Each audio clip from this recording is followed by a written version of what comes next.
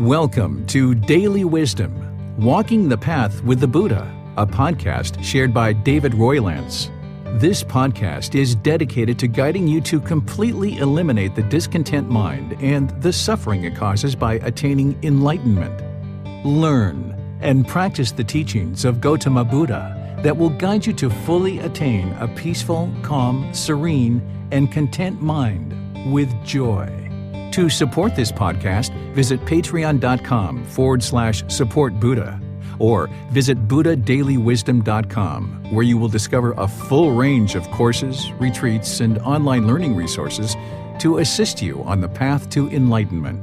Now, here's our teacher to share more.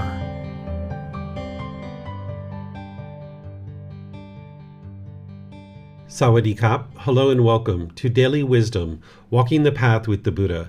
Today is our group learning program, and we're in chapter 16 of our book, Developing a Life Practice, The Path That Leads to Enlightenment.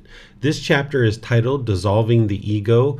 Ego serves no purpose. This is where I'm going to help you understand what the ego is and the complications that you experience because of having an ego. And then I'm going to teach you how to actually eliminate it from the mind. Of course, we're going to start with meditation first, and then afterwards, I'll move into the talk to help you guys to understand this. And if you're reading the book either before and or after class, this will really help you because, of course, I'm going to teach it to a certain level of detail in class, but there's also certain things in the book that don't actually get shared in the class. And there are certain things in the class that aren't in the book. So certain times when you're reading, this is really helpful to be able to read the book as you're going along in the program. And if you need access to this, you can get it from our website at buddhadailywisdom.com. You can download it for free. You can take it and go print it. You can get printed versions on Amazon, or you can get them at the temple here in Chiang Mai. So I'd like to welcome all of you to our class today, and at the same time invite you to join for our meditation. Of course, I'm going to start with chanting to ease us into the meditation. Then I'm going to come in with some guidance. There'll be a period of time it'll just be quiet, and then we'll come out of the meditation with some more chanting as well. So if you'd like to join, you might pull up a cushion or a chair or however it is that you like to position the body for meditation. There's 4 positions that you'll learn over the course of your journey to enlightenment, which is seated, lying, standing, and walking position. But oftentimes seated is best for online learning. But you can also do lying or standing as well. So if you'd like to join for the chanting, feel free. You're welcome to chant along. And then I'm going to come back afterwards with some guidance to help you in meditation. Arahang Samma Sambuddho Bhagava Bhutang Bhagavanang Abhivateyami Savakato Bhagavata Dhammo Dhammang Namasami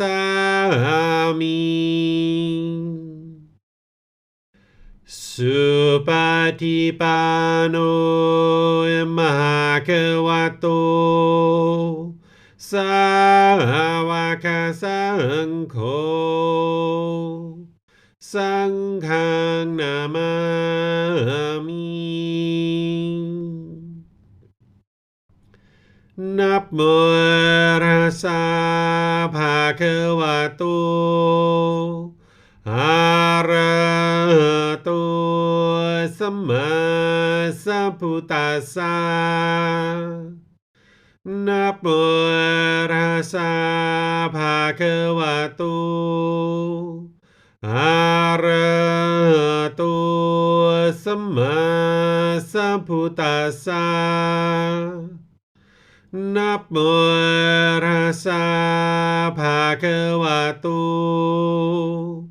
Arahato Samma Sambuddhassa Iti piso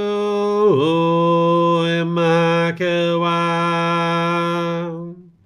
Arahang Samma Sambuddho Vicacaranang Sammuno Sakatoro วิตุอนุเตโรปุริสาดามาสติสตาตาวามนุสนังโพโตภาควาติ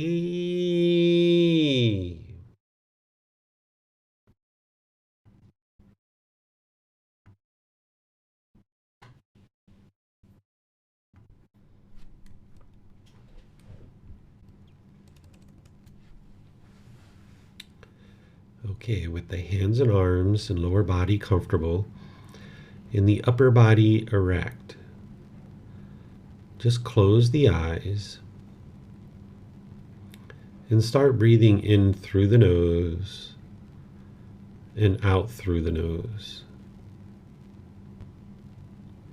Here you're just looking to establish the breath.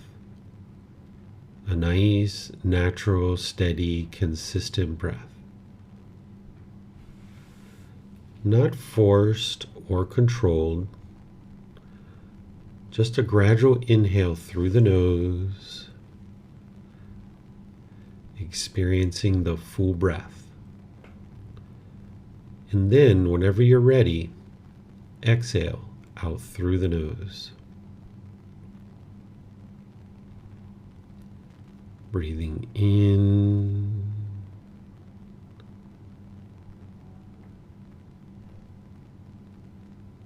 and out.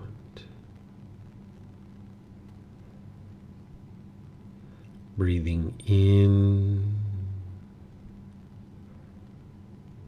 and out. Your breath may not match up with the guidance that I'm providing, and that's okay. This is your practice. I'm just here for guidance. You can use this voice as a reminder that whenever you get to the next inhale, breathing gradually through the nose, developing a nice, natural, steady, consistent breath. And then, whenever you're ready, exhale out through the nose, experiencing the full breath.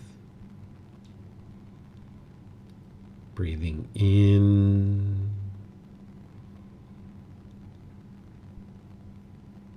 and out. Breathing in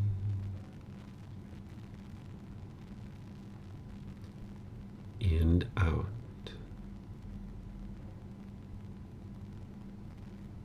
With the breath well established, start fixating the mind on the breath, either the sound of the breath coming into the nose or the sensation of air moving over the skin into the nose.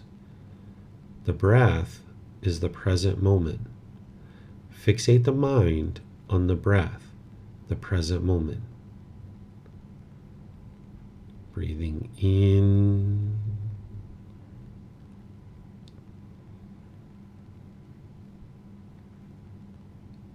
and out.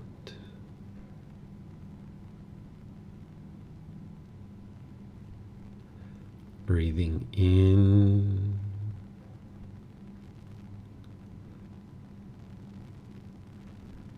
and out.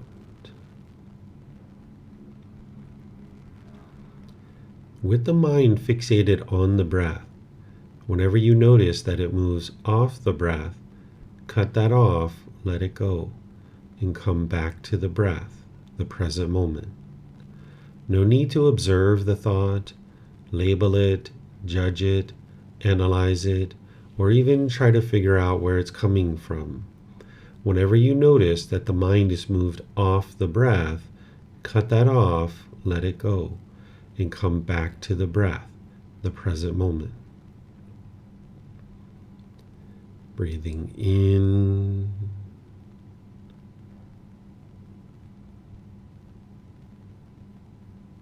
and out.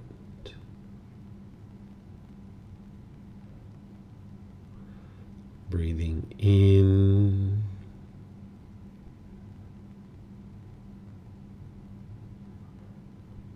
and out.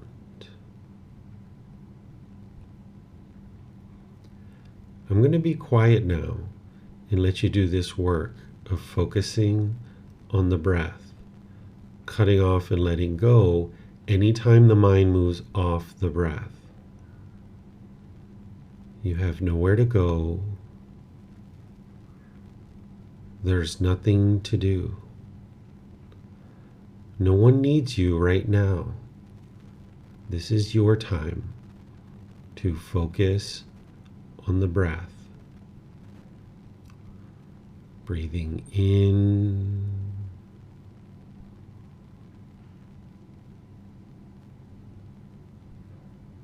and out.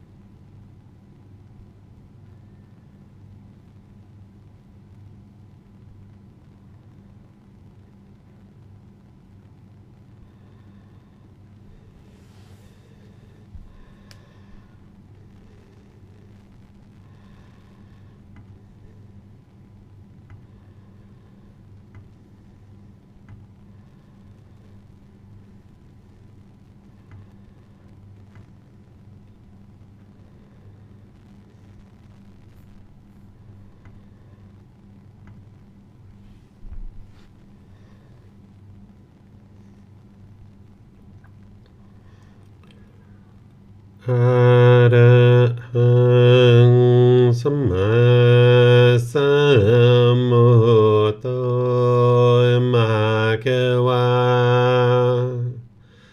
Bhutang Bhagavannang Abhivateyami Savakhato Bhagavata Dhammo Dhammang Namasami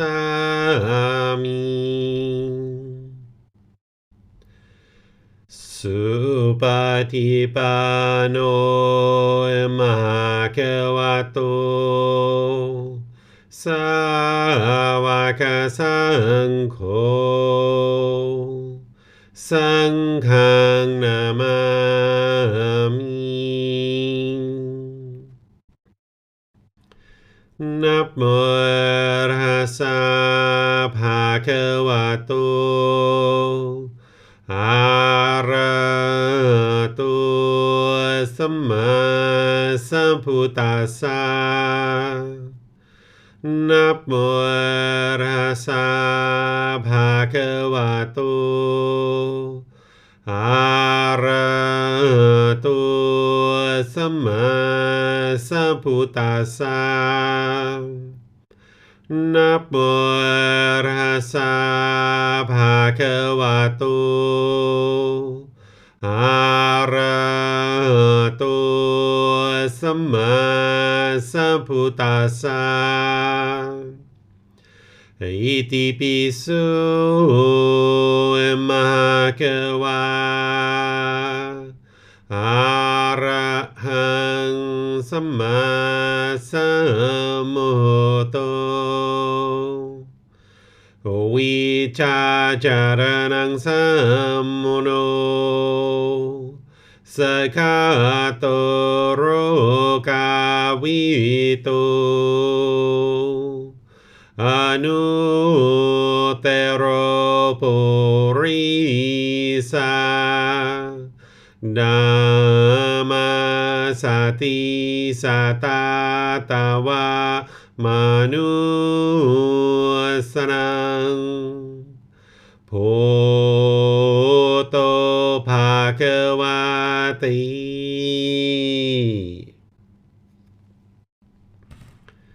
Okay, if you'd like to slowly make your way out of meditation. Once again, I'd like to welcome all of you to our class today, whether you're joining for the first time or you've been joining regularly. Welcome to our class.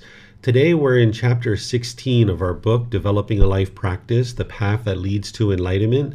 This chapter is titled Dissolving the Ego. Ego serves no purpose. This is where you're going to learn about something that is really sabotaging your ability to have harmonious relationships, as well as really excel in various parts of your life. It's even sabotaging your ability to experience enlightenment. So I'm going to explain to you what the ego is, how it manifests in terms of the various symptoms that you experience because of it. And then we're going to spend the bulk of our class talking about how to actually eliminate the ego. Because in order to get to enlightenment, where the mind's peaceful, calm, serene, and content with joy, you're going to need to eliminate the ego. As long as the ego is there, the mind's not actually going to be experiencing enlightenment. So you're going to need to learn what it is, the symptoms, so that you can spot it when it's coming up in your mind. And you're going to need to know the tools and techniques to be able to eliminate it.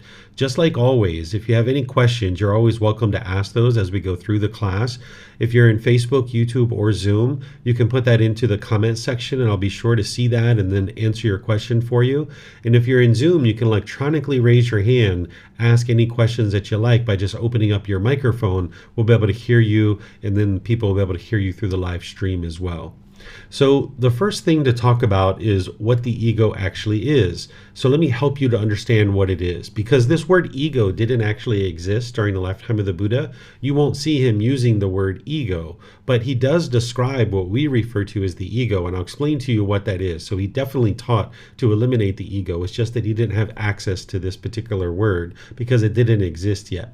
The ego is a collection of your experiences from the past, or your future expectations of yourself.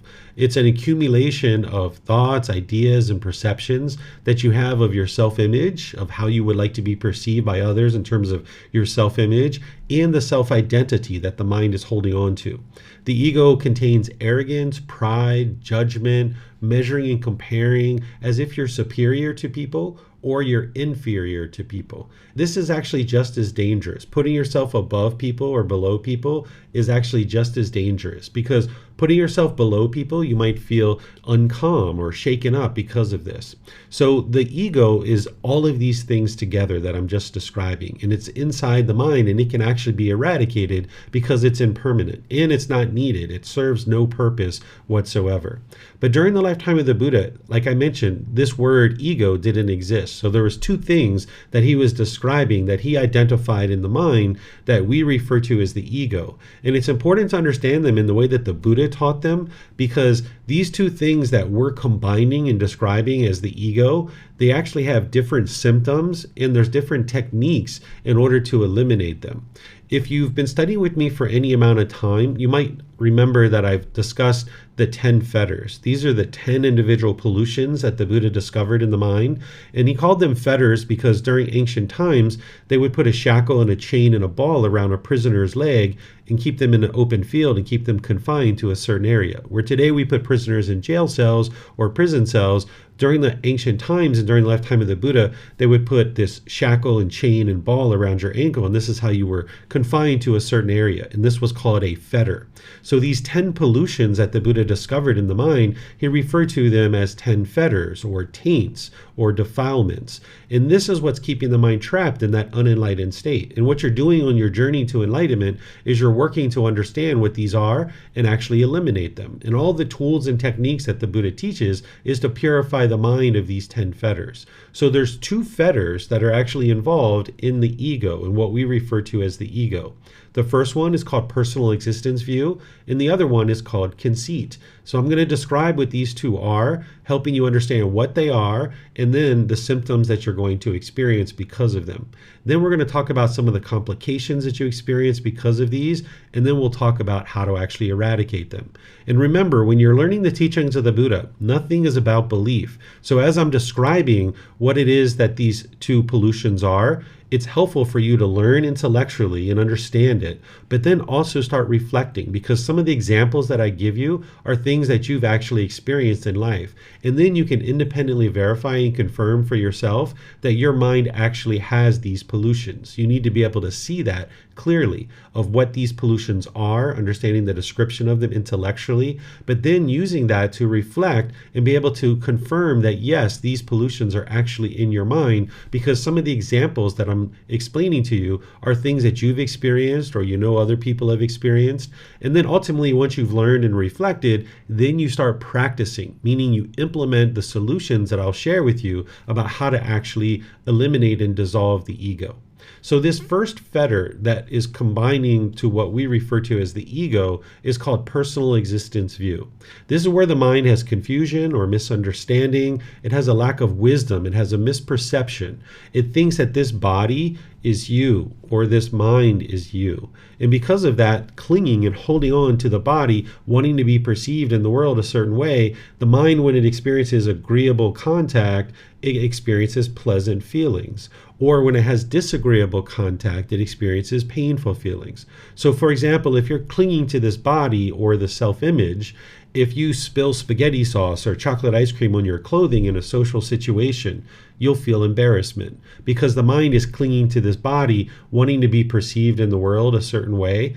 And when the mind's being perceived that way, and it's got that intact, and that self-image is being perceived by others in the way that the mind wants it to be perceived, then you're happy. And then when the mind is experiencing this difference, this impermanence of the chocolate ice cream or the spaghetti sauce or what have you on the clothing, then the mind isn't getting what it wants. It's not being perceived in the world the way that it wants to be perceived. And now the mind experiences the embarrassment or frustration or annoyment or some other discontent feeling. So as long as the mind is clinging to this self-image, you're going to experience the shaking up of the mind. Because of impermanence, you can't permanently be perceived in the world exactly the way your mind wants it to be perceived. And not only do you experience this when you have something maybe spilled on your clothing, but if you've ever been in the mirror constantly trying to fix your hair, maybe when you were younger, when you're in your teens or something like that, you might have been trying to get every last little hair in place. I know I used to. I used to work the gel and work the mousse and work it through the hair, and I'd be standing there for 15, 20 minutes sometimes. Sometimes I was late for the bus to go to school because I was trying to get every single hair in place before I went outside. I couldn't feel comfortable unless I got that hair exactly right. Or you might have been in the mirror looking at a pimple or a mole or a wrinkle or maybe some gray hair, or maybe you got a little bit extra fat here or there. The mind is clinging to this body, wanting to be perceived by others in a certain way, and it can't feel comfortable unless it's being perceived that way. That the mind experiences this craving, this clinging, wanting the self-image to appear to others in a certain way. And then when it's being experienced that way, the mind experiences the happiness. But when you don't experience that, when the mind's not getting what it wants, it feels uncomfortable. There's some discontentedness there, maybe some frustration or agitation or annoyment or some other discontent feeling. And this is because of the pollution of personal existence view, where the mind is holding on to this body, thinking that this is who you are. Then there's the self-identity in the mind. Things like culture, your ethnicity, your sexual orientation, maybe your nationality or your job or occupation. And there's others as well that the mind can cling to this I am. Like I am Polish, or I am American, or I am Canadian, or I am British, or I am Australian, or I am Lithuanian, or I am German. This is like around nationality, right? If you're clinging to that, and now you identify with I am American or I am Polish, and you hear people say positive and agreeable things about that nationality, you'll get happy and excited or perhaps elated because now they're talking about me and that's who I am. I am American. But then it's only a matter of time before somebody says something degrading and disparaging about your nationality, your sexual orientation, your job or occupation, your culture, your ethnicity, any number of things. And now when you're sitting in a restaurant and 2 tables over, somebody's saying something degrading and disparaging and you identify with I am American, and now they're talking negatively about Americans, you'll get angry, you'll get frustrated because your mind is clinging to this identity, thinking that this is who you are.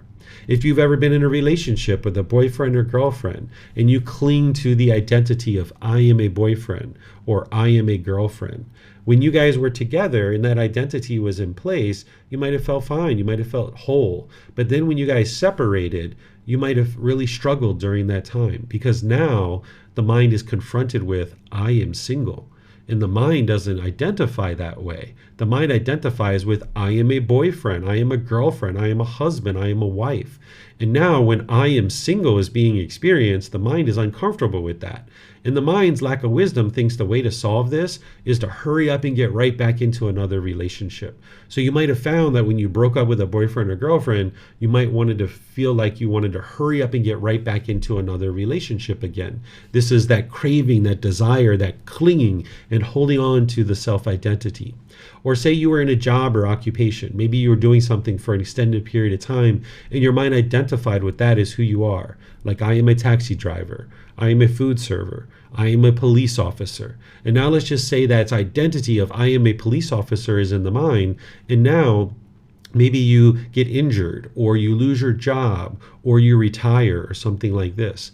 And now when that's occurred, when you're not doing that job anymore and the mind is identifying with I am a police officer, you might not feel whole. You might not feel intact. And now the mind struggles during that period of time because the identity of I am a police officer is being held on to in the mind. And now when you're maybe an electrician, the mind doesn't identify that way and you feel like lost and less of a person. Or if you retire, you might feel lost or less of a person because you're not doing that work anymore. So the mind can cling to any number of things as part of your identity. And what you ultimately need to get to is get to the point where you understand that perhaps this body was born on a land that we refer to as America, but your mind doesn't identify with I am American, where you understand you're performing a certain role as a police officer, but the mind doesn't have to adopt that as your identity and crave for that to be permanent and cling to it. Because if you understand impermanence, you understand that this isn't permanent. So as soon as you cling to the self-image about the physical body or the self-identity, anything that's in the mind that you identify with, when you start experiencing change and everything around you is changing because of the universal truth of impermanence, as soon as you start experiencing change related to the self-image or self-identity, you will struggle during that time. In fact, living here in Thailand, I see a lot of tourists come here, and sometimes there's people who come here that are looking for their true self. They say, I don't even know who I am anymore. I need to go find my true self. I need to go on this journey to find myself. Well, they might come to Thailand and they might spend an exorbitant amount of time here. And at the end of their trip, they might be like, I found myself. Nope, they didn't find themselves because there is no self. This is what the Buddha explains to us, is that there is no self. What they found is they found new hobbies, they found new activities, they found new friends, they might have found a new job or something like this, but they didn't find themselves because none of that stuff defines who you are. None of the self-image, the self-identity, none of the past experiences that you've had in life, none of the feelings or perceptions like your views and opinions, not your choices and decisions. None of these things actually define who you are as a person. Because as soon as you grab onto those things and try to allow it to define your identity or your self-image, you're going to struggle because these things are all going to change. So this is part of what's referred to as the ego. We refer to it as the ego, but the Buddha talked about it as personal existence view because, as you can see, it's very unique in what it's doing to the mind and how the mind perceives the world around you. So as long as you have the view that this is your existence and this is who you are as a person, this physical body or this mind, as long as you maintain that personal existence view, this is a pollution in the mind that's just going to cause it to be shaken up in any number one of these situations in countless others. So this needs to be eliminated. And the solution that the Buddha shares with us that you might have learned with me when we talked about the three universal truths is the universal truth of non-self, where the Buddha teaches you that there is no self. And I help students to be able to independently verify that in those three different ways. I suggest to you to look at how you viewed yourself when you were a child, when you were a teenager, early adulthood, and now. And you can see that your image and your thoughts and your ideas about who you are as a person has been constantly changing, that there isn't a permanent self. I even talk about, if you had an amputation of your arm and you only have one hand and one arm, are you less of a person? And I ask students this, and usually they say, no, I'm not less of a person. I just have less use of a hand and arm. So there you can see that this body isn't you. Because if I asked you the question, if your arm is amputated, are you less of a person? You would say yes, because in that situation, you're thinking that this body is you. But this is where the confusion and the delusion comes in, because the mind, in the heat of the moment, when somebody says something degrading or disparaging about this physical body, the mind being confused, it will get angry and upset and frustrated. So if your arm is amputated, you can see that you're not less of a person. So intellectually, you understand that this body isn't you, and that this mind isn't you either. But the mind's confusion and misunderstanding and misperception will oftentimes cling to these things, thinking that this is you. And then we talk about point to yourself, and I ask students to point to themselves, and they sometimes will point to their chest or to their head. And I go through this series of things of showing you that the shirt is not you, the skin is not you, the bones and fluid and organs and muscle tissue, none of these things are actually you. But because of the confusion and the misunderstanding and the misperception, the lack of wisdom that the mind has, this pollution of personal existence view, it will think that this is actually you. So this is the first fetter that's involved in the ego. But now we're going to talk about conceit, because this is the next fetter. This is actually the 8th fetter. It's part of the higher fetters. And it takes a lot of time to get rid of both of these. It's not a one-day thing. It's not a one-month thing. It's not a one-year thing. It takes time for the mind to understand what these fetters are and be able to observe them in day-to-day life and then apply the tools and techniques to eliminate them. So this personal existence view, if you're having challenges to understand it, that's understandable. So feel free to ask questions when we get to question period, and I'll be able to help you to make sure you understand what personal existence view is. But even still, sometimes sometimes people need 3, 4, 5, even 10 conversations before they understand what personal existence view is. Conceit is a bit easier to understand, but it's really hard to get rid of. So conceit, what this is this is the arrogance, the pride, the judging, where you're judging other people, measuring and comparing yourself, making yourself appear to be superior or inferior to other people. This is where if you put yourself above people, you might talk down to them in one particular way, or you might put yourself below people and you look up to people in such awe and admiration. Your mind is uncalm and shaken up in these situations. So if you've ever put yourself above people, you might talk down to people with arrogance and pride. And now when people experience that, they kind of push you to the side and they're not interested in being around this arrogance or pride. Or if you put yourself below people, like maybe your boss or a celebrity or a politician or something like this, you might feel uncalm and shaken up when you're around your boss because you think they're so much higher than you and above you, and now you have difficulties performing at work. So this conceit is just going to cause you difficulties and problems in life because the mind is constantly putting itself above people and putting itself below people. And if you're at a social situation, for example, and you're constantly judging people and trying to figure out who you're above and who you're below, your mind is obsessively trying to figure this out, and you're constantly trying to figure out who's above me and who's below me. And now it's difficult to have conversation in a social situation. So you might have experienced that where you go into a party or you go into a business meeting or something and you're kind of looking at people and judging and measuring people and trying to figure out who's above you and who's below you. And now you can't just reside peaceful and joyful in the present moment. The conceit is going to hinder you from being able to have harmonious relationships with others. Because as I mentioned, in some cases, you'll talk down to people with arrogance and pride and they'll push you aside. And in other cases, you'll put yourself below people and your mind will be all shaken up. Where this conceit is coming from is our animal existences, that because we're in this human realm, we've all been countless beings in the past. And many of us have been many countless animals in the past. And you may not be able to verify that right now, but here's the reason why conceit is in the mind. That in our animal existences, we needed conceit.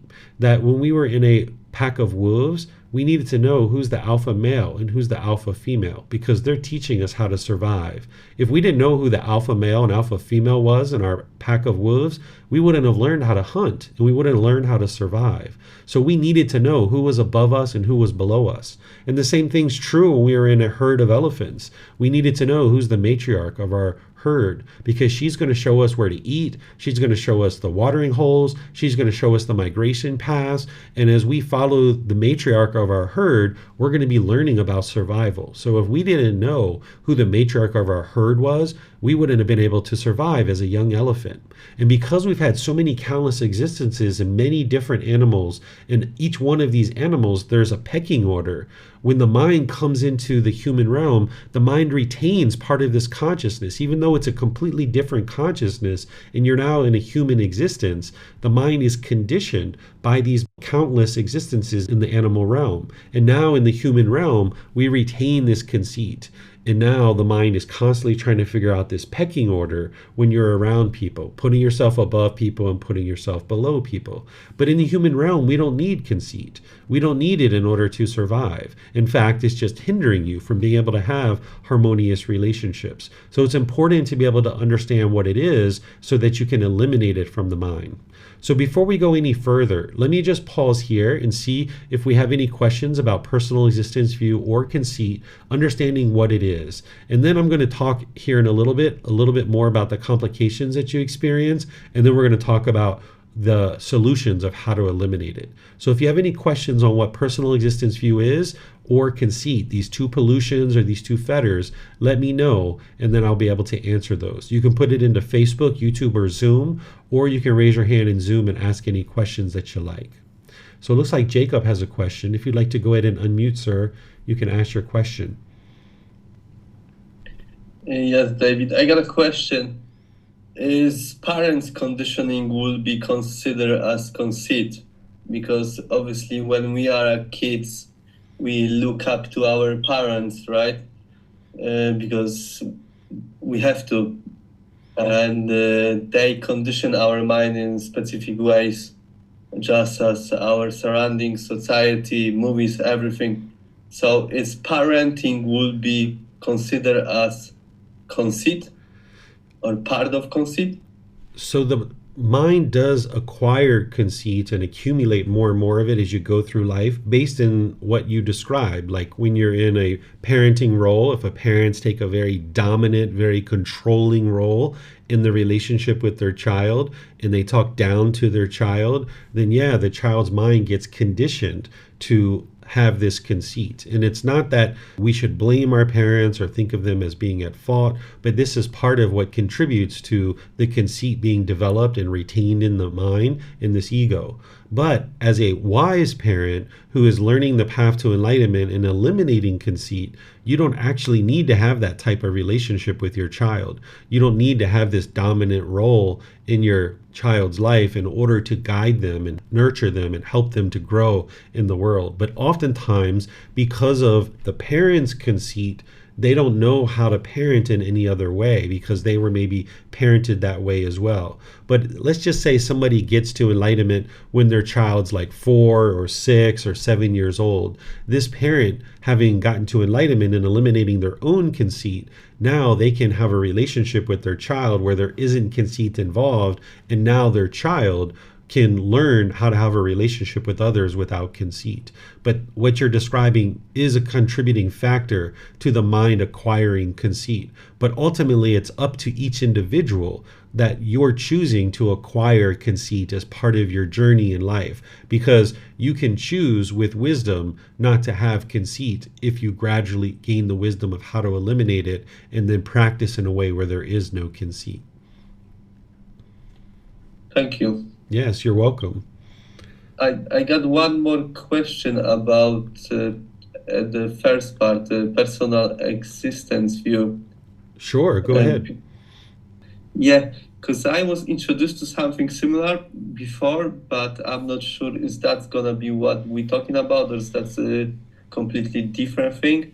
I was introduced to the concept that in every conversation there is 6 people. There is me, you, then my image of you, your image of me, and then my image of myself, and your image of yourself. So there is like 4 images and 2 essential people. Yeah, that would be something that we would. Go ahead. I'm sorry. I thought you were done. Yeah, is that will be a personal existence view as well, or is it a different concept? No, none of this that I'm sharing with you is a concept. All of it is a teaching. It's something that you can independently verify. What you're describing isn't actually true, that in every conversation, those things don't exist. Because, for example, for an enlightened being, if you're talking to an enlightened being, those things don't exist. They don't have a certain image of themselves. They don't have an image of you and a judgment of you. These are things that the Buddha didn't teach. And unfortunately, if you've been exposed to this and it's in a Buddhist context, people oftentimes bring in things that aren't actually from the Buddha. More of what you're describing is what the Buddha taught, which is clinging to perceptions, where the mind has a certain view or opinion about the world or other people, and now you cling to that perception. And this is very unwise to cling to any kind of perception, but it's not part of the personal existence view. So the personal existence will be just me perceiving myself as an ego, as a part of the ego. Yes, you have certain perceptions of how you view your self-image and your self-identity, and now the mind's clinging to that. Okay. Yeah, thank you. Okay, you're welcome. We have some questions coming in Zoom. Helena asked, would you please describe how daily human interactions feel when the mind doesn't have to spend energy on protecting the ego anymore? The mind is light, it's bright, it's uplifted. They're not carrying around this burden of constantly trying to carry around this ego and measure and compare other people. You can relate to all people harmoniously, and you just see people as they are. What Jacob was describing is something that the unenlightened mind does, but it's not every conversation that the mind does that, because enlightened beings don't do that. But what the unenlightened mind will tend to do is it will insert its own thoughts of itself and other people into a conversation or into a situation where you look at somebody else and you judge somebody else, and now you kind of measure and compare them. And now things that aren't even there, the mind is like telling itself a story in its own mind. And now you're making decisions based off of those false truths, and it leads you down a path of unwholesome results because your mind is diluted with certain misperceptions about this other person. And now you can't relate to all beings harmoniously. So when you get rid of all of that, it's just like, hi, everybody's a friend, essentially. Everybody's a family member. You're not trying to measure and compare. You're not putting yourself above or below people. You're not carrying around this heavy burden of constantly trying to size people up. And the mind can just be so light and uplifted. One of the things that I don't think you've heard me share before, Helena, is that by the time you get to enlightenment, you don't experience tiredness. You experience sleepiness, where the mind needs to sleep and the mind's sleepy, but you don't feel this exhaustion or this tiredness where, like, at the end of the day, if someone has a lot of cravings, you can go through your day and you get to the end of your day and you just like drag yourself home because you're carrying around such a heavy burden. You might feel like you have bricks on your shoulders or bricks on your feet, and you just plop down at home because when you go through life with a bunch of cravings, if you get a lot of your cravings fulfilled in a certain day, you'll be like, yay, this is such a good day. Oh, I feel so great. It's such a wonderful day. But then with those same cravings, you'll go out some days and they won't get fulfilled. And your mind will experience this sadness and anger. It'll feel like a hectic day and nothing went right for you all day because the mind is carrying around this burden of craving, desire, attachment. But when you get rid of the ego, and the ego contains a bunch of craving, desire, attachment, when you get rid of that burden, every day is a good day. Every person you encounter is a friend and a family member, and life is so uplifting and you don't experience this tiredness and exhaustion. So that's what are some of the benefits of having eliminated the ego, along with having harmonious relationships. Julia is asking a question. She says, thank you, Teacher David. Sometimes I feel upset when people do not respond kindly. I think I have an expectation that my behavior will be returned. For example, if I am welcoming or help others, I expect to be treated that way. How can I brush this off, as I know I cannot control others? Yeah, there's definitely a craving there of wanting other people and expecting other people to do a certain thing. You're going to hear me talk about that here in a moment with the ego, that this is part of the ego, but essentially it's craving, desire, attachment, that the mind has an expectation, a longing, a yearning, wanting people to be a certain way. And you need to be able to just love them as they are and not cast your wholesome qualities that you have going on in your mind on other people and expecting other people to do those same kinds of things. So you're going to need to continue with your breathing mindfulness meditation, your generosity, and then in those situations where you see that bubbling up, where your mind's expecting other people to act a certain way, you got to cut that off and let it go and realize impermanence, that you function in a certain way and other people are going to function in a certain way, and this is normal because it's impermanence. You got to get rid of any expectation of others to be a certain way. That gets you not only closer to eliminating the ego, but it also gets you closer to practicing what we talked about last week, which is true love, where you just love people as they are, not wanting them to be any particular way, not expecting them to be any particular way, but just loving them as they are. So it's the gradual training, gradual practice, and gradual progress that is going to wear this away. So proactively, you can be doing breathing mindfulness meditation and practicing generosity, but then in the moment, whenever those discontent feelings are arising, you need to cut them off and let them go. And if you can cut them off as a bodily sensation, that would be ideal. And then the more you just keep trimming this back and trimming it back and trimming it back, accumulating the benefits, eventually this attachment will release and it'll be eliminated. This expectation will be eliminated from the mind. The Buddha describes these cravings, desires, attachments as stubborn. There's a place where he describes it this way in his teachings, that there's these stubborn cravings. And then he also talks about this maturing and release. One of the ways that I talk about it is you need to accumulate the benefits of consistent meditation, generosity, and cutting off and letting go, and cutting off and letting go. what the Buddha describes is this maturing and release, where the mind needs to mature and mature and mature and mature until eventually it releases from the mind, that particular attachment. Some of these attachments you can actually feel exactly when they leave out of the mind, and it's referred to as maturing and release. So as you've been learning since the beginning of the group learning program, there's these various tools and techniques that you're going to just need to be diligent to continue to consistently apply. And the mind just hasn't let go yet. It hasn't let go of that particular expectation and attachment. So this is where it can be somewhat challenging, because you're doing the work, you intellectually know what you need to be doing, you're working on doing that, but the mind just hasn't released it yet. So this is where it's like kind of like a jackhammer. You just got to keep plugging away at it and plugging away at it and breaking it up. Okay, we have something here coming in Zoom as well. I did not understand what is impermanence.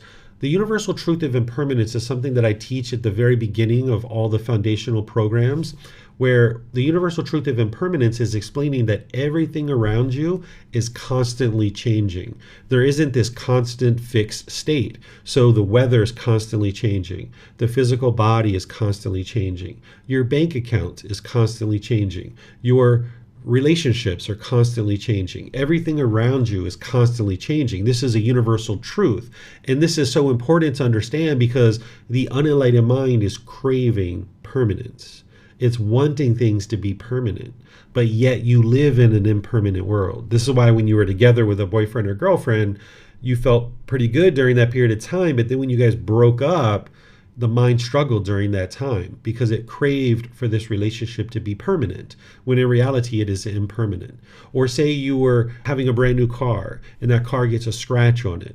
You get angry and frustrated. This is because the mind's craving permanence, but yet everything around you is impermanent. So the Buddha is explaining to you the way the world is. He's not explaining to you the way the world should be. He's explaining to you the way the world is, because the unenlightened mind lacks wisdom of the way the world is. It lacks wisdom of the natural laws of existence. So by you understanding the way the world is through these universal truths, and you see what your unenlightened mind is doing, then you can apply the training and the tools and techniques to fix it, because the mind keeps craving permanence. It wants grandma and grandpa to be permanent. It wants your money to be permanent. It wants your clothes or jewelry to be permanent. It wants your relationships to be permanent. And when you keep experiencing this constant change, the mind doesn't like it. So in the example with Julia, she was expecting for other people to function the same way as her.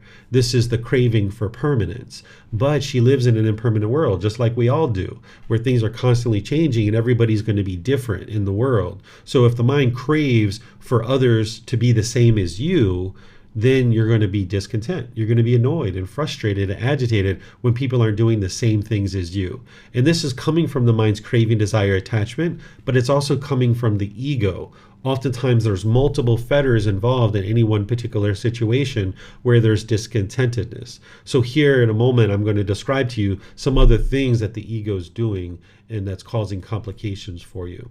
But let me just see if there's any more questions anywhere on our other platforms. Let's see. Okay. I see a question here from Mayu Lee.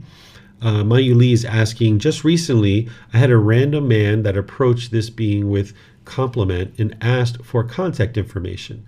I was not judging. I was being kind, friendly, and showing compassion for that being. But at the same time, I felt uncomfortable, awkward. Would that considered as personal existence view or fear or both? I need to talk with you some more, Mayuli, than just what you're sharing here. This is a good start to understand. There's a good chance that personal existence view was involved, but there could also be some central desire there as well. So I would need to talk with you a bit more to really understand 100%. Okay, so here she's saying, yes, I don't feel that it was ego. Okay. So yeah, if you would like to talk privately, you're welcome to schedule an appointment, or you can send me a private message, or if you'd like to come into Zoom after class, you can come into Zoom and we can talk after class as well. Or you can share more during class if you'd like, up to you.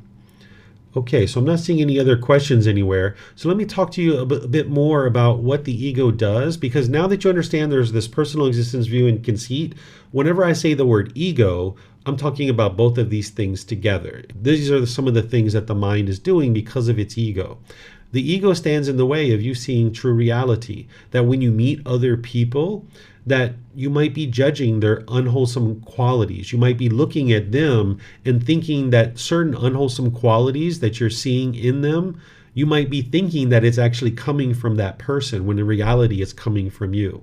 Here's what I mean by this, where the mind is projecting its unwholesome qualities on others, and then you read that reflection coming back to you as if it's coming from the other person, when in reality it's coming from you. Say you're in a business meeting and somebody walks in, and maybe this man or woman is wearing some really beautiful clothing. Maybe their hair is just so perfect. Maybe their face just looks a certain way. Maybe they have just this nice complexion, and they walk in, they smell great. Maybe they're handsome and they're really beautiful, right? Or handsome or beautiful. And when they walk into the conference room in your business meeting, you might think in your mind right away, look at them trying to look so handsome, or look at them trying to look so beautiful. Don't they think they're special, right? All that's happened in this situation is somebody walked into the room. That's all that's happened. But the mind, having its own personal existence view and conceit, this ego, it's casting those unwholesome qualities within your own mind on that person. The mind thinks that, look at them trying to be so handsome or beautiful. When in reality, it's your own mind that wants to be perceived by others as being handsome or beautiful. And when you see this person walk in who potentially might be handsome or beautiful, your mind thinks, look at them trying to do this particular thing. When in reality, it's your own mind that wants that particular thing, and the mind thinks that it's other people who want that too. So it's kind of like looking out at the world through a dirty window. When you have ego, it's like a dirty window, and you're looking out at the world and you're reading this dirt as coming from other people, when in reality, it's coming from your own mind. So it stands in the way of you seeing true reality of various people and different relationships, whether it's a coworker, a colleague, a business partner, a personal friend or family member or something like this. These unwholesome qualities that are in one's own mind, because of the ego, it'll cast those onto other people, and then you read that reflection coming back to you as if it's coming from them, when in reality it's coming from your own mind. So it stands in the way of you being able to see true reality of what truly just happened. Is somebody just walked into the room. That's all that happened. And now in that business meeting, when this person maybe speaks up and shares a certain idea, maybe because of your feelings in this situation, you become unskillful. And maybe you talk to them in degrading or disparaging ways, and now your other coworkers or maybe your boss sees this, and you're not performing very well at the job. And you would like to get this out of the way so that you can just have harmonious relationships and you can benefit from wholesome relationships. What the mind's doing here is it's judging other people. It's attempting to determine what is right or wrong for another person while putting yourself above them or below them with arrogance or pride. You might be comparing yourself and looking at yourself as being superior or inferior and trying to declare what is wholesome or unwholesome for other people, or what is good or bad for other people. This judgment is all based in conceit, and it's harming your mind, and it needs to be eliminated in order to attain enlightenment. So as long as the mind is measuring and comparing and judging other people, casting your unwholesome qualities onto people and reading this as coming from them, your mind is just burdened with all this work. And this is why I talked about an unenlightened mind will be tired at the end of the day. It'll be exhausted from doing all of this.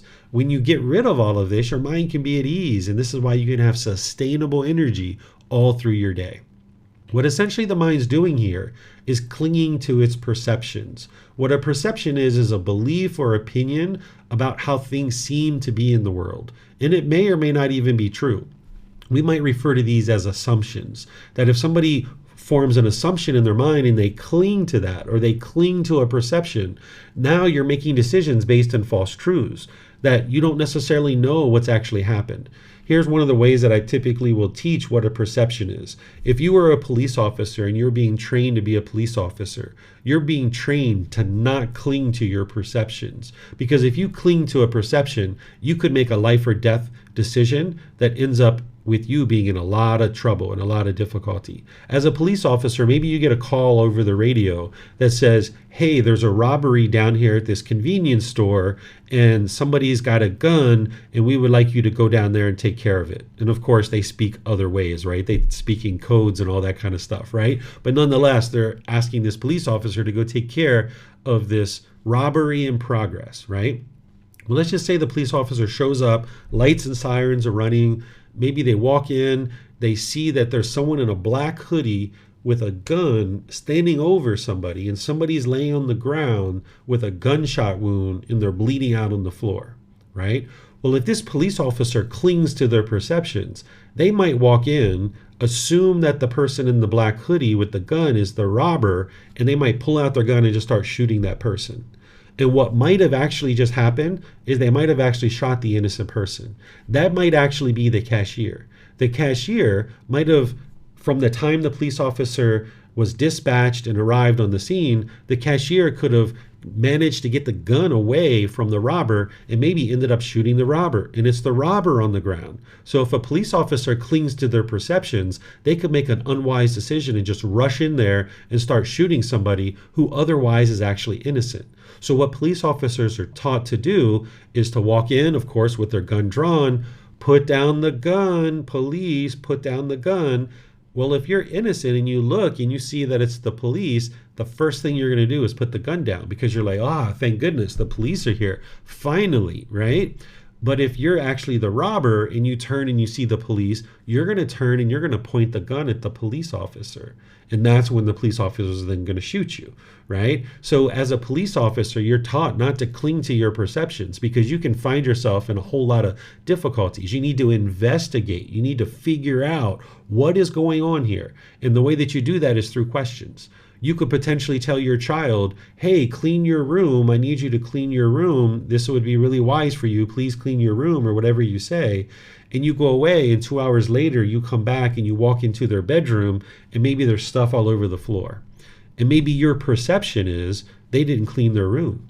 But you don't know that to be true because you weren't there for the last 2 hours. You would like to walk into the room and say, what happened? I see there's stuff everywhere. I thought you were going to clean your room. Like, what happened? Right? And what you might hear from them is, I did clean my room, Dad. I did clean my room, Mom.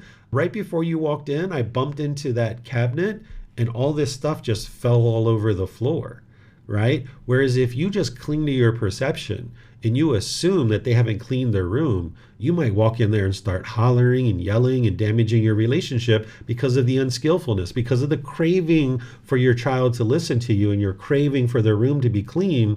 When you walk in and you see that they haven't cleaned their room, at least that's the perception that you have, you clinging to that perception, you're making unwise decisions. So you would always like to ask questions and investigate. Where if you're sitting in that business meeting and somebody walks in looking handsome and beautiful, and you cling to your perception that look at them, they just want to look so beautiful or so handsome, you're just clinging to a belief or an opinion.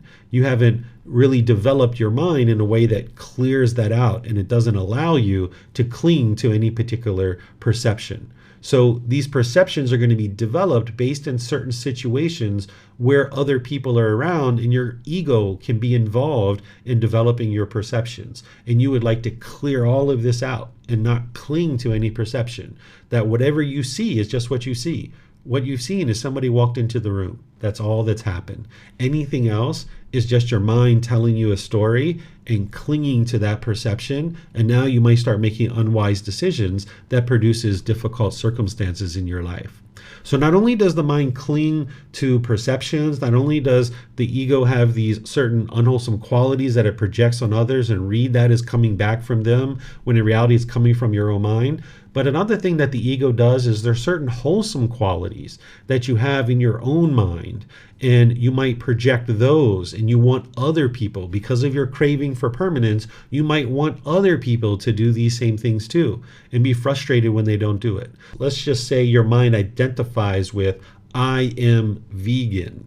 Right? And now the mind thinks like, oh, it's so horrible when people eat meat, and I am vegan and everybody should be vegan, and anybody who's not vegan is horrible, or something like this, right? I've heard these things from people at different times. So if your mind clings to this identity of I am vegan, and now you think that this is a wholesome quality, and now you project this onto others, and you want other people to do this. You have a certain craving or an expectation of other people to do this. Now the mind's going to attempt to control others to do these same things, and you might try to forcibly convince people to do the wholesome things that you're doing, when in reality, that's just your ego. That's the mind saying, I am vegan, they are not.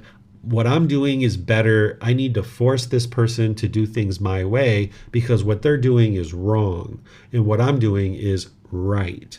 Right? Like this isn't what you would like to do because people are just going to be driven away from you. When you do those kinds of things to people, they're just going to push you aside. You're not going to be able to live harmoniously with people.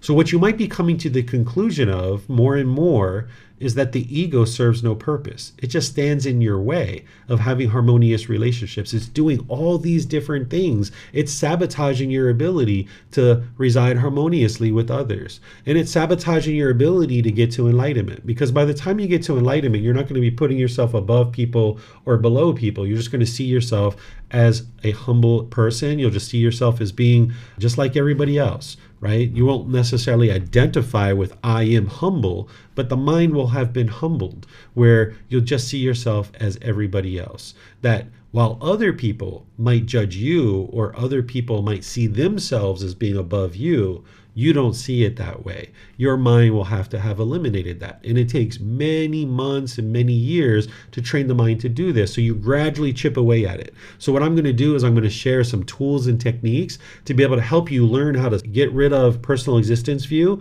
and get rid of conceit. Because these are two different fetters and they have two different symptoms, there's two different approaches to actually eliminating them. So I'm going to break it down in these two different ways. But first, I see there's some questions coming in, so I'm going to answer those. And if you guys have any questions, you're welcome to let me know by putting that into Facebook, YouTube, or Zoom, and I will help you.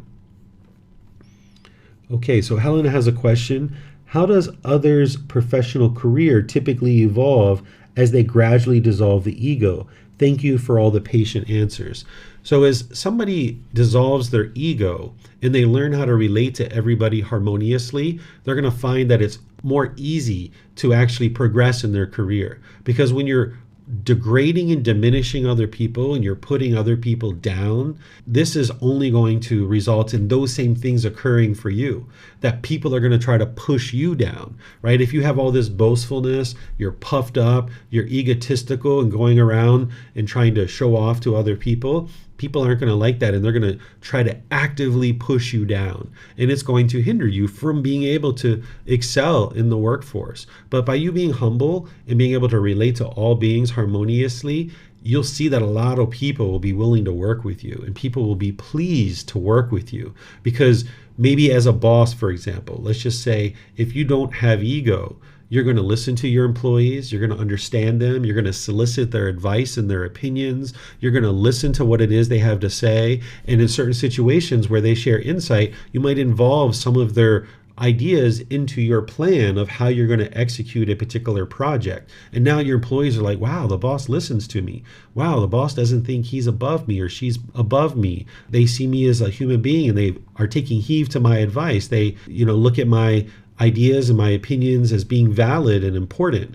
And now you're going to find that you'll have many people that are interested in working with you. And then you'll see that people are willing to promote you, right? One of the things that I often have said in my past is that if somebody is going to be rich or famous or excel in a particular career, they can't choose to do that by themselves. Like you can't be rich by yourself. You can't be famous by yourself. You're going to need other people who are willing to support you, right? Because you can't just go out and poof and instantly create and manifest a bunch of money. You can't just poof and manifest a bunch of fame. Where if these are things that you're actually interested in acquiring, there's going to need to be countless other people that are willing to give you money in order to help you to become more wealthy. And not that that's going to lead to any kind of happiness or anything like that, but I'm just using this as an example to help you see that in order to be successful in life, you're going to need lots of harmonious relationships. You can't just go off in a cave and become a successful person.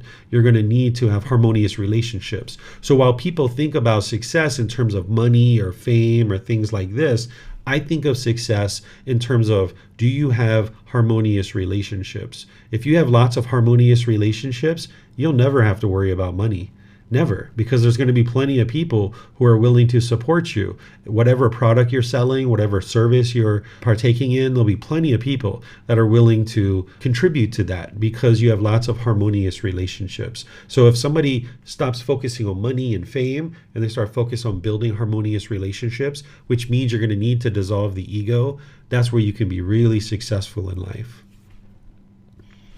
Okay, so we have more coming in from Helena. And would an enlightened person be potentially interested in being a lead singer performer? It's a job usually associated with personal existence view or in being a fashion model. So these types of things, while we in the unenlightened state with a lack of wisdom typically attribute them to personal existence view, an individual doesn't have to do those with personal existence view. You can be a performer and a singer. You can be a fashion model without personal existence view. But oftentimes people associate it with that. So it's not the job or occupation itself, it's how the mind is relating to this. So you could be the most beautiful, most handsome person that's ever walked the face of the earth. But your mind can just see yourself just like everybody else. And you might decide, and other people might consider, like, hey, this would be a great model.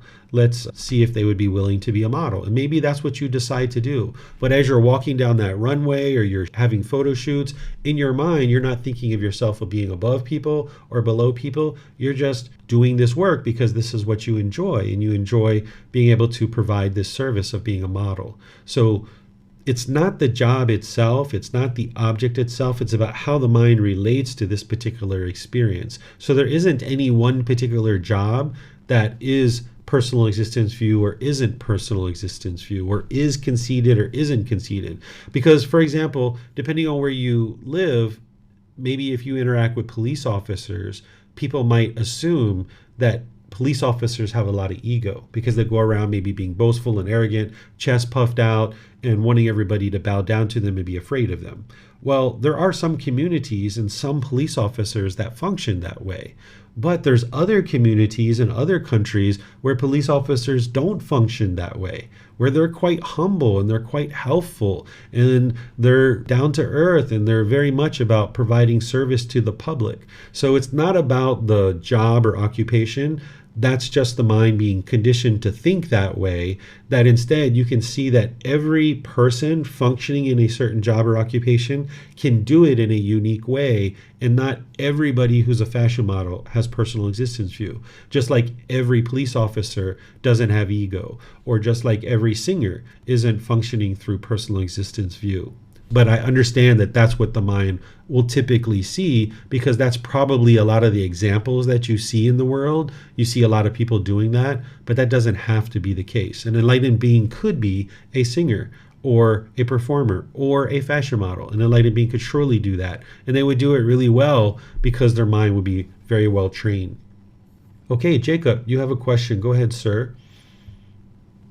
Yes, I would like to ask, because from my experience, like, I perceive people quite same level, everyone, and that living in UK for quite a while, that put me in many situations when people told me that I'm arrogant, because I shouldn't do that in their opinion. So I stopped even sharing that with people at some point. And it's just like, is there a way for keeping it, but without triggering other people? I know other people triggers are their responsibility, but from my experience, whenever I come with this idea, people are usually not happy about it. And the other thing I would like to ask about is... Let me just handle one at a time, if that's okay with you. Yeah, sure. Okay. Of course. Sure. So let me make sure I understand what you're sharing. What you're sharing is that when you try to be humble, other people don't like that and they tell you not to do it? Yeah, in many occasions they perceive it as being arrogant, that I perceive them same as everyone else. Okay. Basically. So, what I just shared about how the ego projects its unwholesome qualities on others and reads that as coming from others when in fact it's coming from themselves, you need to Yeah. understand that that's what other people are experiencing too. So, if you know in your mind with 100% certainty that you're being humble and you're being down to earth, and then other people are calling you arrogant, you should look at that and decide whether or not this is true or false. But if you know with 100% certainty that you're being humble, this can be their ego projecting their unwholesome qualities onto you and reading it as if it's coming from you when in reality it's coming from their own mind. So I'll give you an example of this. Here at the temple that I teach in, I sit in a chair. For 15 years or so, I used to sit on the floor and I would teach on the floor because I was very comfortable sitting on the floor right along with my students, and that's how I would teach. But in 2019, I got into a motorbike accident, and now I can't sit cross-legged on the floor for more than probably about maybe 30 minutes. And then I need to stretch my legs. So I needed to start sitting in a chair. So now I sit in a chair so that I can mostly sit cross-legged. I sit cross-legged in this chair for extended periods of time because it's a larger chair. It's designed to be able to sit cross-legged. But then every once in a while, I have to sit on the edge of the chair and I put my legs out so I can stretch them, right? So I've had a student, just one in the past, that said that I was being arrogant and conceitful because I was sitting in a chair and I was sitting above my students and I should sit on the floor. And they said every teacher they've ever had has always sat on the floor and that I was being ego and arrogant for doing so. Well, I knew right away that this wasn't true because I sat on the floor for 15 years and I need to sit in a chair now because of my legs. And when I went to the store, where they have stores here in Thailand where they sell furniture for temples, and man, they had such elaborate chairs. They have gold ones and different glitter and all this other stuff all over it. And I got the most basic, most simple chair that I could find at this place, right? So when this person was saying this, I knew right away that this was their ego projecting onto me and reading that as if it's coming from me when in reality it's coming from them, because I know the reason why I sit in a chair is because I need to stretch my legs. That's the only reason, because for 15 years prior to that, I always sat on the floor. But this person's perception was that, he's got ego because he wants to be above people, when in reality that's his own mind. He didn't take the time to ask, David, why do you sit in a chair? Right? He instead just clung to his perception, right? If he would have asked me, why do I sit in a chair? I would have explained it to him. And then the other reason why I sit in a chair is because when people are in the back of the room, they can actually see me. Whereas if I sat on the floor, they wouldn't be able to see me, right?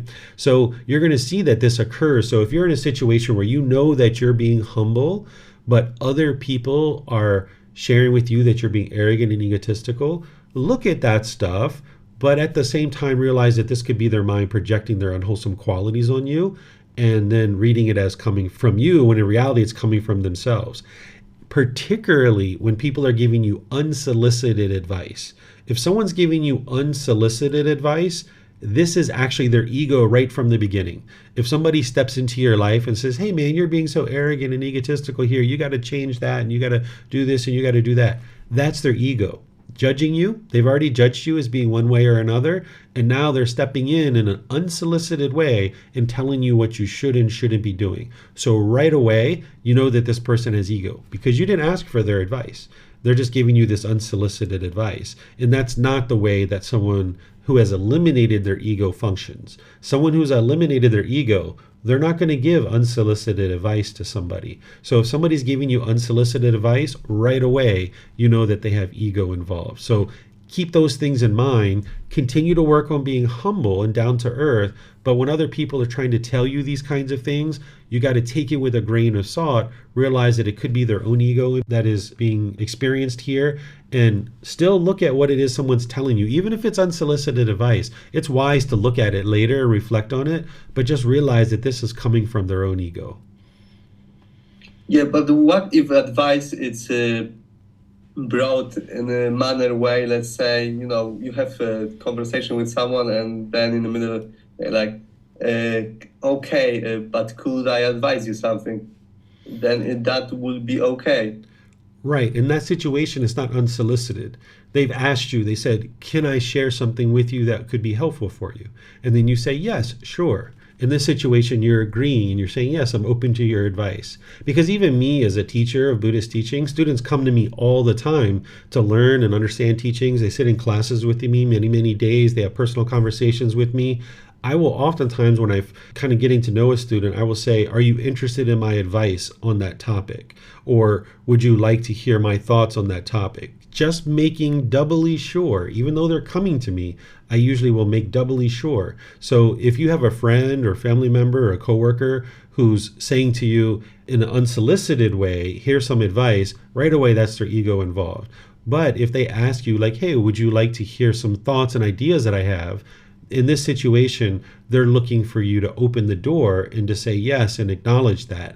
And in this situation, the advice isn't unsolicited. They're first getting your permission before they share it with you. Okay, yeah. I got one more question, because basically I've been brought in here because I've been advised that meditation could help me with getting rid of some of the things that I'm struggling with. And one of them is codependency, which is kind of like addiction of helping others and stuff. Like when I help others, I feel good. So for a long time, I seen it as a kind of symbiosis thing where, I help others and I feel good, so it's all okay.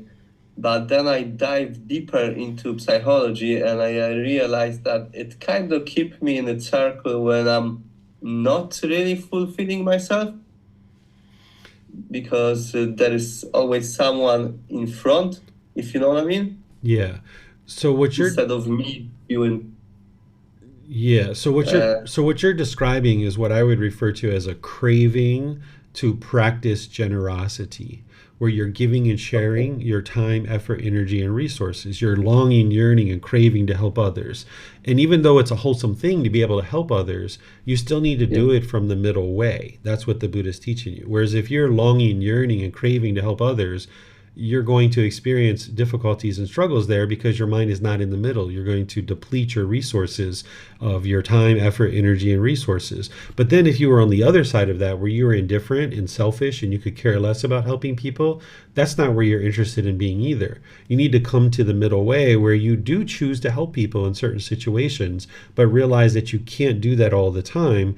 And then also you need to train your mind not to form inner feelings based on whether or not you're helping people or not, because you can't permanently help people because of impermanence. So if you can only feel good when you're helping people, when you're not able to help people, because you're not going to be able to help people all the time, when you're not able to help them, you'll feel miserable and you feel sad. So you got to eliminate the craving to help people and bring it more to the middle, where you do choose to help people in certain situations, but in other situations you choose not to, and that you can still maintain your joy whether you're helping people or you're not.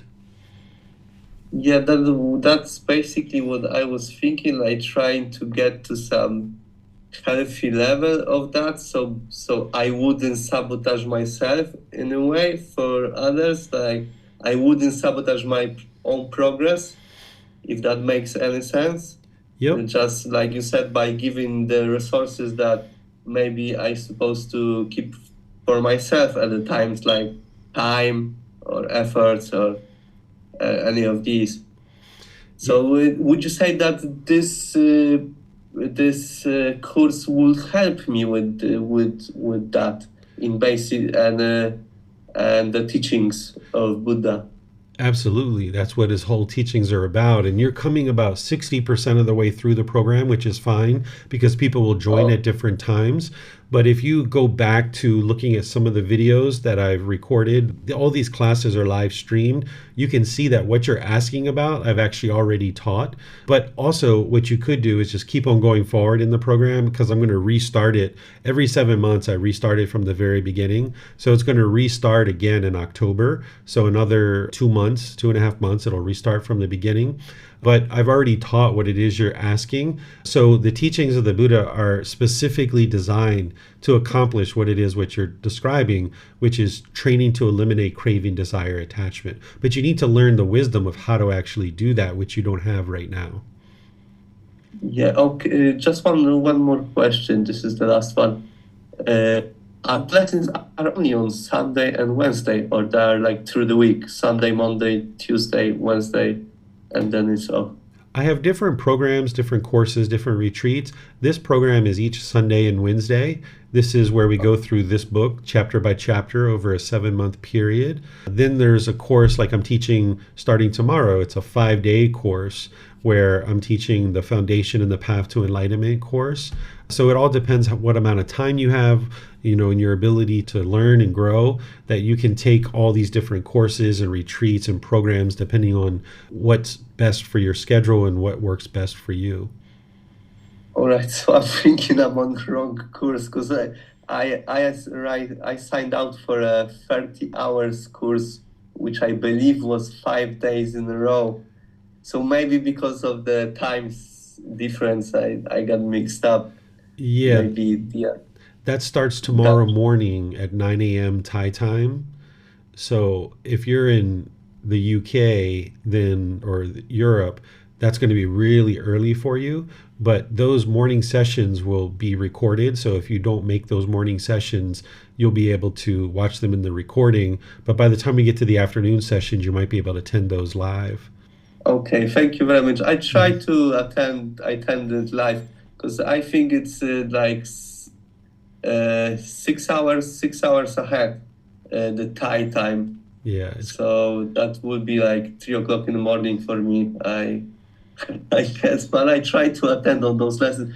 So just don't be surprised if for this reason I'm not gonna be able to continue on Wednesday, because obviously I would like to go into this 5 days course first. Yeah, no worries. You pick whatever course works best for you. I'm here to help anybody and everybody.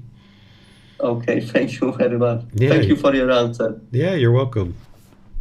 So you're welcome, Helena. I see your thank you there. And Julia has a question here. She says, I have trouble practicing equanimity and sympathetic joy when good things happen to people. I'm not as joyful as when it happens to my friends. How do I get rid of this preferential treatment? Thank you so much. Also, sometimes I have these superstitious from my culture that I have a hard time getting rid of. Like a broken mirror means a broken soul, or I know doing rituals is wrong to get rid of bad luck, but I also feel bad when things like this happen. Julia, if we can talk about that another time, because I'd like to keep going forward. I'm just looking at the time. I'd like to be sure that we cover our topic for today. Maybe you can schedule a personal guidance session, or maybe you can send me a private message and we can talk about that and I'll help you, because that's important for you to learn those things. But let me just go forward here since we've already been having quite a bit of discussion on other topics today. So yeah, thank you. Appreciate that. Okay, so now let's go through some ways to eliminate personal existence view and then eliminate conceit, because you guys are starting to see this and understand it about how it's plaguing the mind. So to eliminate personal existence view, you can learn the meditation to realize non-self. This is in volume 1, chapter 11, and I've taught this already in this program, and I teach it in other programs as well. You're going to need to be able to do that, but you wouldn't just start off with doing that. You would first develop your foundation in the Eightfold Path, which includes breathing mindfulness meditation and generosity and all those other teachings. And then as your mind's getting into the jhanas, that's where you would like to start bringing in this meditation to realize non-self. So that's a meditation that will help you. You can also change your language and start disassociating with this word my or I am, where oftentimes with personal existence view in the mind, you might say, I am hungry, or I am angry, or I am frustrated, right? You can disassociate with this. You can say things like the body needs food, or the mind is experiencing anger. As long as you keep that I am in your vocabulary, it's going to keep reinforcing this personal existence view. Same thing with the word my, like my son, or my car, or my house, my phone. This is what the personal existence view does, is everything's mine. It belongs to me because there's a me here. So you would like to shed this out of your vocabulary. And in about 90, 95, 98% of the cases, you could actually do that. You can think that the body needs food, or instead of I have a headache, the head hurts, right? And this will transform the way your mind thinks and the way that you speak. It'll transform all of that, and you can start disassociating with that. But there are some situations where you're not going to be able to do that. And the example I usually give is that if I were to introduce you to my son and I said, this is the being that I contributed sperm to create over 12 years ago, you'd be like, huh? What are you talking about? Right? So in that situation, I need to say, this is my son. And I'll introduce him. Oftentimes what I say is, this is Bailan. And he looks so similar to me that people just know that he's my son. But even though I might say this is my son, my mind knows, this mind knows he's not mine. He doesn't belong to me. He is his own unique being, making his own unique decisions. And then that helps your mind to let go, right? Not only let go of personal existence view, but let go of any attachment and craving and holding on. You can develop the perception of impermanence through deep observation of impermanence in the world. So if you haven't done this yet, you might need to go around the world, and when you see a crack in the sidewalk, remind yourself of impermanence. You're walking down the street and it's pretty quiet, and the next thing you know, you hear a horn honk or a dog bark. That is impermanence. You see the sun and then the clouds come in front of it and now it's shady. That's impermanence. You're walking down the street and the wind is blowing and then the wind stops blowing, and now you can see this is impermanence. Impermanence is around you all the time. You're constantly experiencing change that you might not be noticing. So you're going to need to develop the perception of impermanence, because when you do, you realize that this body is impermanent, this mind is impermanent, all these things are impermanent, and the mind has less interest in clinging to this because it knows that these things are impermanent. You can wear simple clothing and make your appearance look simple. Like, this is the reason why the Buddha wore simple rag robes, or why people might just wear the same clothes every day. If you see the clothes I wear, I just wear the same clothes every day, the same type of clothes, not the exact same shirt or the exact same pants, but the exact same type of clothes, that the mind doesn't get an opportunity to choose who I'm going to go see today, how am I wanting to look. This is what the mind will do with personal existence view. You'll stand in front of your closet and you'll think, who am I going to see today? And how do I want to appear to that person? And now you'll rifle through your clothes and pick that favorite shirt or that favorite pair of pants or something like that. So you could go out and get a bunch of simple clothes that are just all the same color. Some people do that, but you might not be interested in that. And if that's the case, you can take your current clothes and just stack them on top of each other and just pick off the top. Maybe you have your casual clothes and your formal clothes, and you just pick off the top. And you don't give the mind an opportunity to select what you're going to wear. But be observant, because your mind's going to be wanting to go to the middle of the stack, right? You're going to have certain situations where you're going out and you're like, oh, I want to get that favorite shirt. You're going to need to cut that off and let it go so that you can keep the mind out of the decision about what you're going to wear. So because when you stack these clothes up, 5, 10 different items, you're just peeling off the top to wear that. Then same thing with jewelry and makeup and scents. The more you shed this out and you don't actually wear those things, it'll help your mind. Because if you have that favorite necklace or that favorite ring or that favorite watch that you go out into the world with, and you would feel naked or lost if you didn't have that with you, that's the mind being attached to it. And it is impermanent. So at some day when you lose that, or it breaks, or you misplace it, or someone steals it or something like this, your mind's going to be shaken up when it's gone. And if you're wearing certain jewelry or scents and you don't feel comfortable going out without these things, this is the mind having personal existence view. So you can train your mind to be able to go outside without these things. And after you do that for 3 months, 6 months, a year perhaps, then maybe someday you do decide to wear these things. Or maybe you're going out somewhere to a job interview or to a nice night out with your partner and you'd like to wear some makeup, go ahead and do that, right? But every once in a while, you might still decide to go out without those things. But initially, you'd like to purge this out of your life, slowly depleting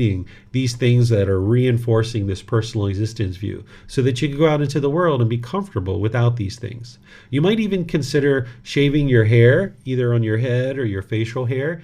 This is one of the things that will propel you to eliminating personal existence view the most. Wearing simple clothes and getting rid of jewelry, makeup, scents, and eliminating facial hair and head hair. That's why the Buddha taught this during his lifetime. Now, it's usually really hard for men to let go of their facial hair, and it's often very challenging for women to let go of their head hair. You don't have to eliminate these things in order to get to enlightenment. There's surely people who have gotten to enlightenment without these kinds of things. But if you're looking to really accelerate this process, this is one of the ways to do that. And if just the thought of eliminating your facial hair or your head hair, like, you just cringe and you're uncomfortable even thinking about it, that's all the more justification for you to consider whether or not it would be wise for you to do that, because that's going to really help you realizing that this hair is impermanent and it doesn't represent who you are as a person. And you can introduce some impermanence into the situation where you train your mind to not cling to any of this stuff as who you are. Then whenever you see the discontentedness arising, or whenever you see the interest to project a personal existence view or self-identity, you're going to need to cut that off and let it go. This is from the Eightfold Path. In the Eightfold Path, I've taught this as part of this particular program, that whenever you notice discontentedness arising as a bodily sensation, cut that off and let it go. So if you're at that restaurant and 2 tables over, somebody is saying something disparaging about your nationality and you're noticing the frustration arising, cut that off and let it go. That's going to help you get rid of personal existence view, right? Or you're noticing any other thing, cut it off and let it go. Like say you're got your clothes stacked up. Maybe you took that particular step and you stacked up your clothes, but now you see your mind's going for the middle of the stack and trying to pull that favorite shirt out. Cut that off and let it go. This is what that is talking about. And then there's seeking guidance with the teacher over multiple sessions. You're going to need to do that because there's some students who've been studying with me for many years, and even the first year or two, they're regularly typically asking questions about personal existence view and how to eliminate it, what it is and how to eliminate it, because it takes time to be able to understand what it is and how to eliminate it. So let me know if you guys have any questions here on how to eliminate personal existence view before we move into talking about conceit. It looks like Leela has a question here. I meditated on impermanence today, watching the smoke come off the end of an incense. Okay, yeah, that's one way to develop the perception of impermanence in the mind, is just observing it. Now that is different than the breathing mindfulness meditation, as you probably know, Leela, but that's helping to develop the perception of impermanence in the mind. So I wouldn't think of it as a meditation. I think of it as the way that the Buddha talks about it, which is developing the perception of impermanence, where you're just sitting there and you're looking at the impermanent nature of this smoke coming off the incense. And that's one of the ways to help you to soak in impermanence into the mind. Yep. Let me see if we have any questions coming in on YouTube or Facebook. Okay. All right, Mayuli, I see you're planning to schedule a session there. So excellent. We'll talk about it then. Okay, I'm not seeing any other questions anywhere. So now let's talk about how to eliminate conceit. Remember, the conceit is where the mind's thinking that you're above people or you're below people, talking down to people or putting yourself under people and being uncalm and shaken up, where the mind thinks everybody's above you. And this is just going to cause you difficulty, so it needs to be eliminated from the mind. One of the things you can do is say thank you or sorry frequently, speaking polite and kind, using words like sir or ma'am, because each language has a certain way of ensuring that people know that you're being polite and respectful. In the Thai language, we have certain ways of doing that. And in English, we usually say sir or ma'am. But depending on what language you speak, you might need to look at that language and figure out how to ensure you can be practicing in a humble way and show respect and gratitude and appreciation to other people. The phrase, I do not know, is really excellent for the ego. In situations where there's somebody asking a question, if there's ego there, you won't be interested to say, I don't know. The mind will try to finagle and say any other thing except I do not know. The ego doesn't want to say that because it wants to project itself and look boastful in front of others. So get in the habit of saying, I don't know, right? When somebody asks you a question, it's so liberating, it's so free to just say, I don't know. I don't know the answer to that. But you know what? Who does? I bet Google does, right? I bet Google knows the answer, or maybe, our boss knows the answer, or maybe my wife knows the answer, or something like that. This is really helpful for the mind. One of the really helpful things for the conceit is sleeping in a low position where you're on the floor, where you might need to get rid of your frame, your box spring, and just put the mattress straight on the floor. Here in Thailand, because the culture is informed by Buddhism for so many countless generations, it's very hard to find a bed that is higher than your knee. That's essentially what you would like. You would like your bed to be at knee height or below. For me, I just have my mattress straight on the floor. And it's not going to be like 1 week that you do this and the ego's gone. But by putting your bed on the floor and you go down into bed and you get up out of bed each day, and you're having to do that when you're going to the bathroom too, this is really helpful for the mind. It's humbling to the mind and it's grounding, and you might even find you sleep a lot better. So putting your bed on the ground or very low, below your knee, this is what would be really helpful for you. If there's certain tasks that you think are beneath you, like maybe scrubbing floors or washing toilets or doing laundry or washing dishes or something like this, you could do those things and it would train your mind to see this as you're not above anybody and you can be humble. So if there's any tasks that you think are beneath you, you can put your mind in those situations and actually do it to humble the mind. You can listen to other people teach you wisdom without any interest to teach them anything.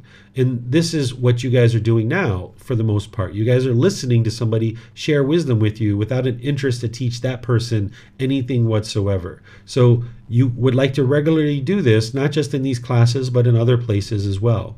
You can also wash people's feet. This is something that they do here in Thai culture, where like maybe on your birthday, maybe Mother's Day, Father's Day, New Year's, times like this, you might go to your parents or a teacher or somebody else that you respect, and you might bring a bowl of water, you might wash their feet.